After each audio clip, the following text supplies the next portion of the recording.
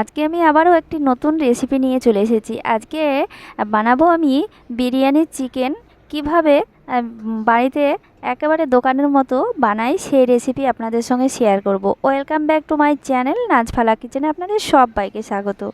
আজকে চলে এসেছি আমি বিরিয়ানিতে কিভাবে এই বিরিয়ানিতে দেওয়ার চিকেনটা কিভাবে রান্না করে সেই রেসিপিটা নিয়ে। তো চলুন বন্ধুরা দেখে নিই। এখানে আমি নিয়ে নিচ্ছি, কড়াইয়ে দিয়ে দিচ্ছি আমি গোটা গরম মশলা। এখানে আমি দিয়ে দিচ্ছি দারুচিনি, এলাচ, তেজপাতা, লবঙ্গ সব আমি বেশি বেশি করে দিয়েছি। আর এখানে দিয়ে দিচ্ছি পেঁয়াজ কুচি। আর সরিষার তেল দিয়ে রান্নাটা করে নেব, আপনারা চাইলে সাদা তেল দিয়ে করে নিতে পারেন। আর আমি চিকেনটাকে ভিনিগার দিয়ে আমি জলে ভিনিগার দিয়ে আমি 10 থেকে 15 মিনিট ভিজিয়ে রেখেছিলাম। আর ভিনিগার দিয়ে ভিজিয়ে রাখলে যে আষ্টে গন্ধ, সেই গন্ধটা চলে যায়। তো বন্ধুরা এখানে আমি পেঁয়াজটা ভেজে নেওয়ার পর আদা রসুন বাটাটা আমি দিয়ে দিচ্ছি। আর কিছুক্ষণ নাড়াচাড়া করে নেওয়ার পর আমি এখানে গুঁড়ো মশলা দিয়ে দিচ্ছি, ধনে গুঁড়ো, জিরে গুঁড়ো অল্প করে, আর দিয়ে দিচ্ছি লঙ্কার গুঁড়ো আর স্বাদ মতো লবণ। এগুলো দিয়ে আমি খুব ভালো করে মেখে নিচ্ছি। খুব ভালো করে কষে নেব, খুব সুন্দর করে কষে নিতে হবে। যতক্ষণ না মশলা থেকে তেল ছেড়ে যায় ততক্ষণ কষে নিতে হবে। এক মিডিয়াম আঁচে এটাকে কষে নিতে হবে বন্ধুরা, বেশি আঁচ দেওয়া যাবে না। তো বন্ধুরা দেখতেই পাচ্ছেন মশলা থেকে খুব সুন্দর করে তেলটা ছেড়ে গিয়েছে।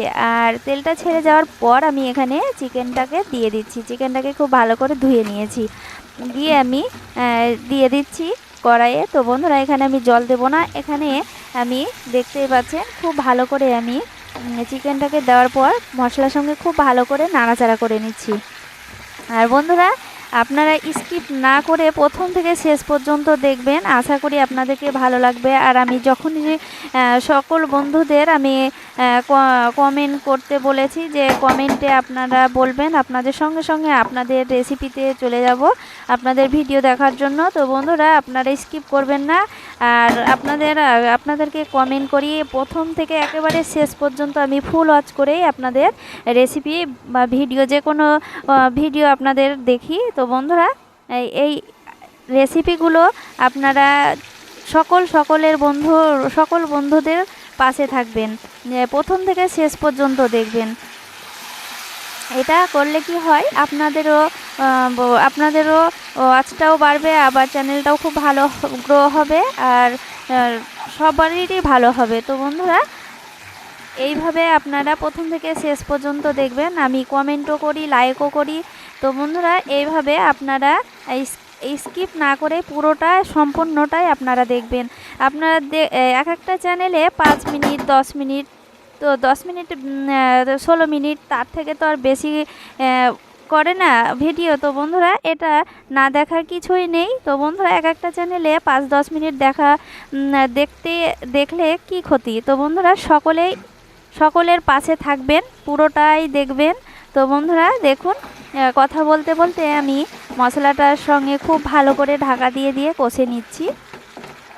আর এখানে আমি জল দেব না, হালকা আছে প্রথমে আমি 3 থেকে 4 মিনিট খুব ভালো করে জাল দিয়ে আমি কষে নিয়েছি ঢাকা দিয়ে। তো এরপরে আমি যেটা করব সেটা দেন অল্প অল্প করে আমি নাড়াচাড়া করে নেব, একেবারে হালকা আছে ঢাকা দিয়ে যে ঢাকনার উপর যে জলটা থাকে সেই জল দিয়েই কিন্তু এটা রান্নাটা হবে। তো বন্ধুরা এখানে আমি এক্সট্রা কোনো জল দেব না। তো দেখতেই পাচ্ছেন মশলা থেকে তেলটাও ছেড়ে যাচ্ছে কতটা সুন্দরভাবে, এই যে দেখতেই পাচ্ছেন নাড়াচাড়া করে নিচ্ছি।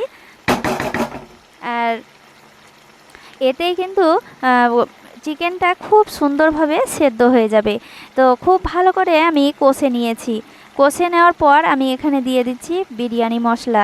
তো এটা বিরিয়ানির জন্যই চিকেনটা তৈরি করা হচ্ছে, তো বিরিয়ানি মশলাটা অবশ্যই দেবেন।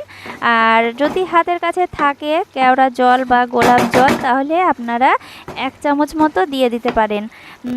তো দেখুন আমি এখানে দিয়ে দিলাম বিরিয়ানি মশলা। আমি এখানে গোলাপ জল দিইনি, এরপরে আমি দিয়েছি অফ ক্যামেরায়। তো আর আমি এখানে দিয়ে দিচ্ছি কেশরি মেথি দিলেও ফ্লেভারটাও অসাধারণ আসে। আর দেখতেই পাচ্ছেন চিকেনটার গাটাও দেখুন কতটা সুন্দর, আর তেলটাও কতটা ভেসে উঠেছে। তো দেখতেই পাচ্ছেন বন্ধুরা, এখানে আমি কেশরি মেথি দিয়ে নাড়াচাড়া করে নেব না, আমি ঢাকা দিয়ে রেখে দেবো একবারে হালকা আছে। তো হালকা আছে ঢাকা দিয়ে রেখে দিতে হবে 5 মিনিট।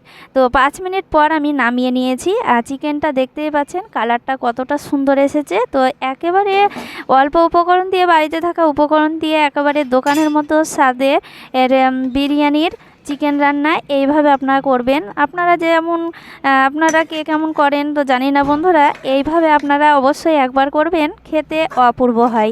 তো রেসিপিটা দেখতেই পাচ্ছেন কতটা সহজে হয়ে গেল চিকেন রান্নাটা। তো এইভাবে আপনারা অবশ্যই তৈরি করবেন, আর ভালো লাগলে অবশ্যই লাইক কমেন্ট শেয়ার করবেন, আর সবার পাশে থাকবেন। সবাই ভালো থাকেন, ধন্যবাদ।